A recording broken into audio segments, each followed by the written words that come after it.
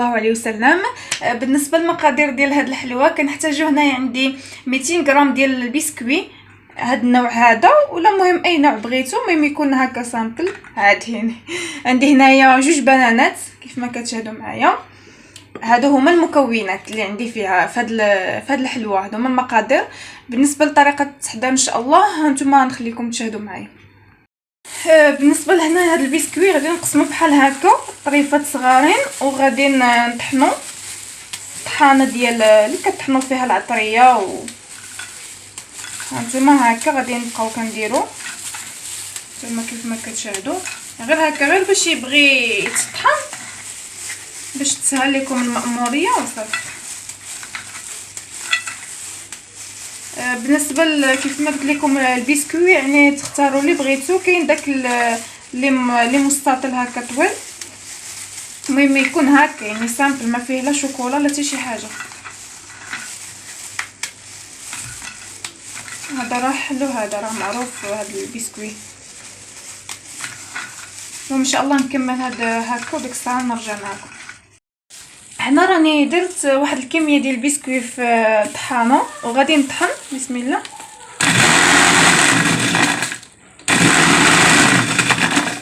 هنا ان شاء الله ملي غادي نطحن غادي نوريكم يعني كيفاش ولا، ديك الساعه نرجع معكم.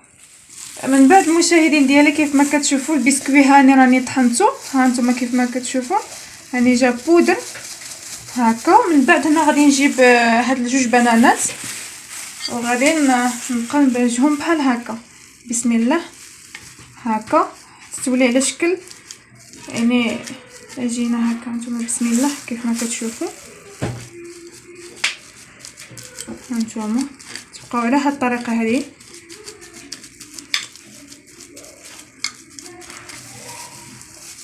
هانتوما هكا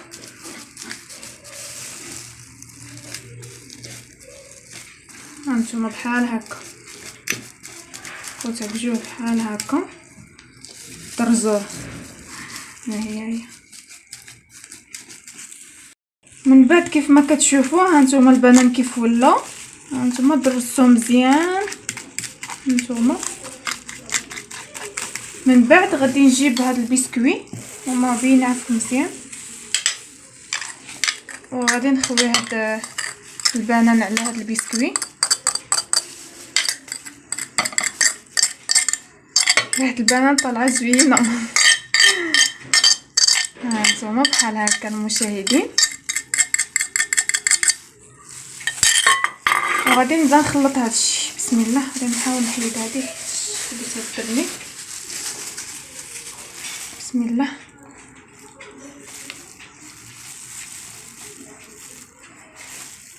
هانتوما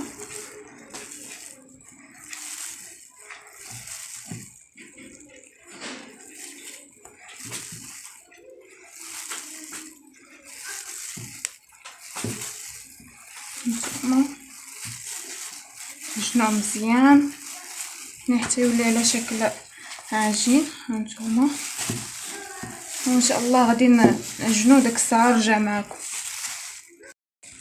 من بعد هنايا كيف ما كتشوفوا هانتوما يعني رجعت عجينه. هانتوما جات رائع بزاف. بالنسبه لهنايا الا بغيتو انا وحده كتكون هاد الكميه، بغيتو مثلا تضاعفوا في الكميه تزيدوا مثلا ديروا 400 غرام، ديروا 4 البنانات صغارين على كيف ما وريتكم. المهم نتوما كتزيدوا في البنان يعني على حسب شحال القياس اللي بغيتو.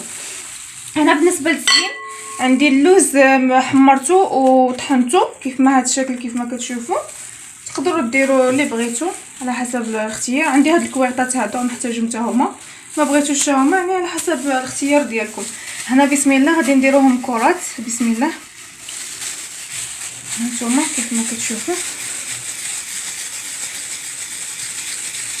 ثم على هاد الشكل هذا كره على هاد الشكل، وغادي نرمغها في هذا اللوز مهرمش. بسم الله. هانتوما مع هذا الشكل هذا وغادي نديرها هنايا في الكويطات. هانتوما كتجي على هذا الشكل هذا كما كتشاهدوا. غادي نزيد معاكم ان شاء الله اخرى. بسم الله. هانتوما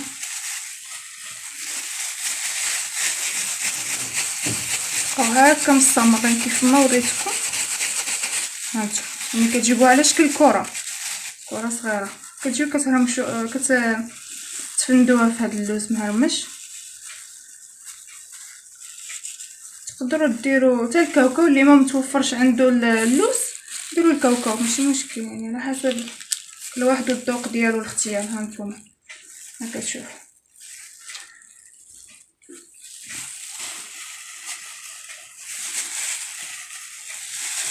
كتجي لذيذه بزاف وزوينه. غير جربوها، ماشي مكلفه، يعني فيها مكونات بساطين ما كتكلفش. نتوما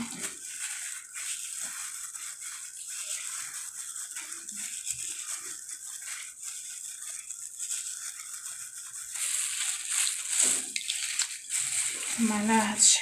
هانتوما وان شاء الله غادي نكمل الكميه ديالو وديك الساعه غادي نوريكم الشكل النهائي ديال الحلوه.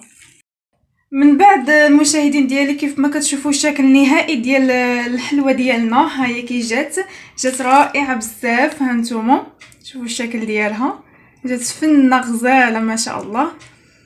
مكونات بسيطه بزاف، غير جربوها ما تندموش عليها، راه كتجي رائعه. ونتمنى ان شاء الله انها تنال الاعجاب ديالكم، وما تنساوش لايك وكومونتير زوين بحالكم. واللي مازال ما اشترك في القناه مرحبا بكم، وما تنساوش تضغطوا على زر الاشتراك باش يوصلكم اي جديد ان شاء الله.